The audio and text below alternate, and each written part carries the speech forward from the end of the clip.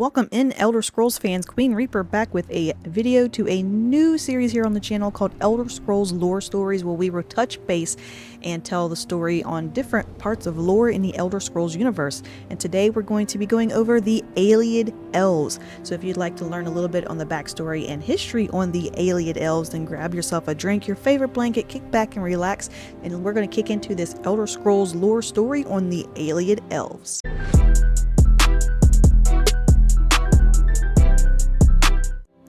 So who are the Ayleids? The Ayleids, also known as Heartland High Elves, Heartland Elves, Saliachi, or Wild Elves, are a race of elves who ruled over Cyrodiil in the Merethic and First Eras. Their appearance was said to have been lighter than that of a Chimer, but not as pale as that of the Altmer. They had varied skin tones which ranged from light tan to bronze. The Ayleids ruled over Cyrodiil in the long ages of myth before the beginning of any recorded history. In fact, one of the earliest recorded dates we have of the Ayleids is the fall of the White Gold Tower in 1E243, which is most commonly associated with the beginning of the end of the Ayleids. Their empire existed from the Middle Merethic era up until the First Era, with only a few lasting up into the Second Era. The Ayleids would occupy a considerable portion of Tamriel, with their main settlements being in Cyrodiil. Some other locations that they were in were High Rock, Valenwood, Elsewhere, Hammerfell, Black Marsh, and Somerset Isles. Ayleid architecture was very similar to that of the Altmer, due to them sharing a very common ancestor, the Elnefae, who were the original elven ancestors to Tamriel, which would also explain the very arrogant attitude of the High Elves, since they consider themselves to be direct descendants of the Ayleids. The Ayleids believed the world to be composed of four elements, these being earth, water, air, and light. Is similar to the four elements of the Altmer religion being earth, water, air, and fire. The reason for the Ayleids replacing fire with light in their elements is because the Ayleids considered fire a weak and corrupt form of light, primarily identified with magical principles. As such, the Ayleids used lamps, globes, pools, and fountains of the purest magic to light their halls. For the Ayleids, Meridia was considered the personification of light. Of all Ayleid elements, the most sublime form of light was considered to be starlight, as their power was the most potent and exalted of all magical powers, coming directly from Aetherius. Also known as shooting stars, fragments of Aetherius would fall down to Tamriel from time to time, often consisting meteoric iron. While this material was used for forging of enchanted weapons and armor, the Ayleids also used this material as the primary component in their Ayleid wells. These wells were found throughout Cyrodiil, though they are not associated with any known Ayleid cities or settlements. The wells can be used by those with magic skills to recover their own magic resources. After the wells have been drained, they recharge themselves at midnight every night. Ayleids were the only race in Tamriel to ever be able to use ethereal magic. Through the use of sky stones in their magical arts, they created the Welkind and Varla stones from glass shattered from meteors. Through these stones, the Ayleids were able to harness starlight from Aetherius, each being used for a variety of uses. Welkind stones were used for purposes such as light or simply storing magic. Varla stones were used for recharging enchantments. Some of these stones even held destruction spells as a means of defense.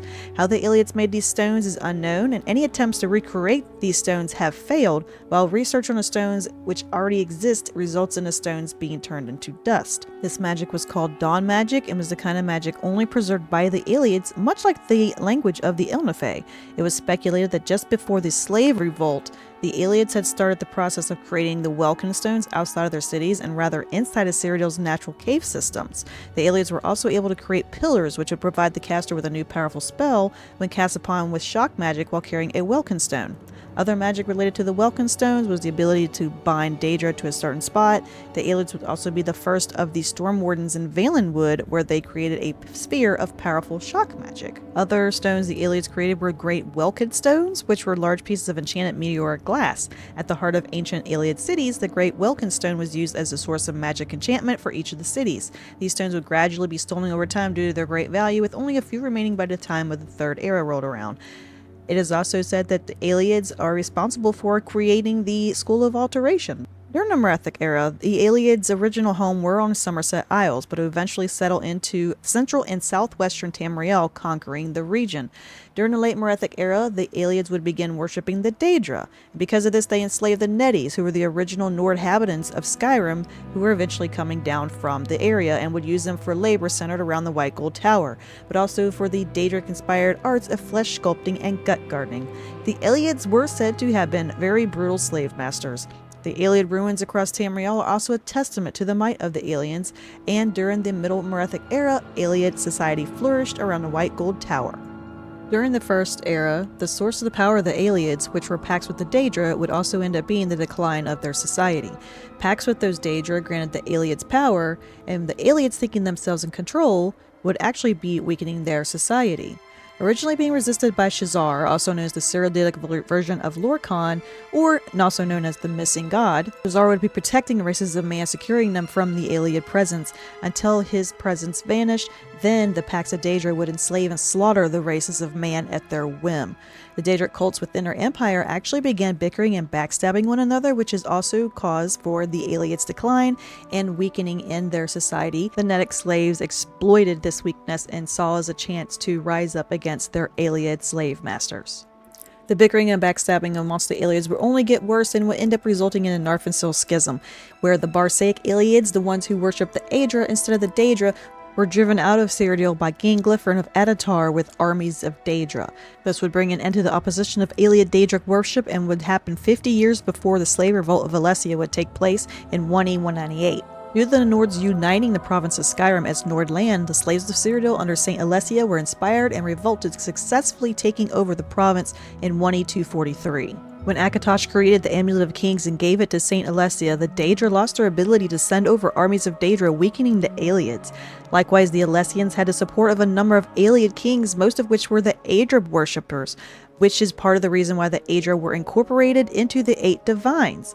While traditionally the success of Alessia is attributed to the aid of the Nords, the aid she received from the Ayleid kings played equally as much of a role. Pelennor Whitestrake was also play a role in this uprising, and he was sent down by the Divines to aid Saint Alessia in the fight against the Ayleids. Teaming up with Alessia's army, he would successfully liberate the eastern region of Cyrodiil, taking over all the Ayleid cities within the territory. Upon his successful takeover, he would call upon the Netties and the Nords to aid him in battle, where they successfully fought their way to the White Gold Tower in the Imperial City. Here Pelennor would find the remaining Ayleid kings alongside their only defense, their Daedric champion Umaril, who Pelennor was successfully able to defeat. Unfortunately, this would be his last battle, for after his defeat to Umaril, he mocked the remaining Ayleid kings for their loss, who then became enraged, attacking Pelennor and cutting his body into 8 pieces. It wasn't until the next morning, however, that it had been discovered that Pelennor had killed most of the kings, only sparing the ones who had already started to flee. The White Gold Tower fell to the Netties, and the Ayleids fled Cyrodiil and ran in all directions of the 8 towers of Tamriel. While some would flee to the north of Black Marsh, most fled south to Valenwood. Despite the heavy prosecution of the First Era Ayleids, some managed to survive into the Second Era, with sightings stating they had lived in a reclusive tribal society. One of those members of the University of Gwylem was a civilized Ayleid, Turhain Fure, who was one of the finest sages at the university. One of his last feats was writing a book on his people called the Ayleid Elves, and he passed away in 2E227.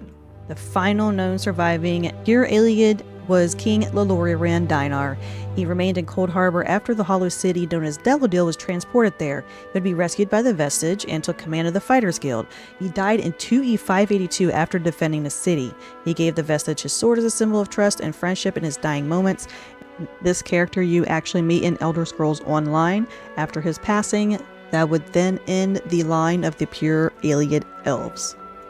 Alright guys, that's going to be it for the video. I hope you enjoyed. If you did, make sure you drop a thumbs up and subscribe for future lore videos.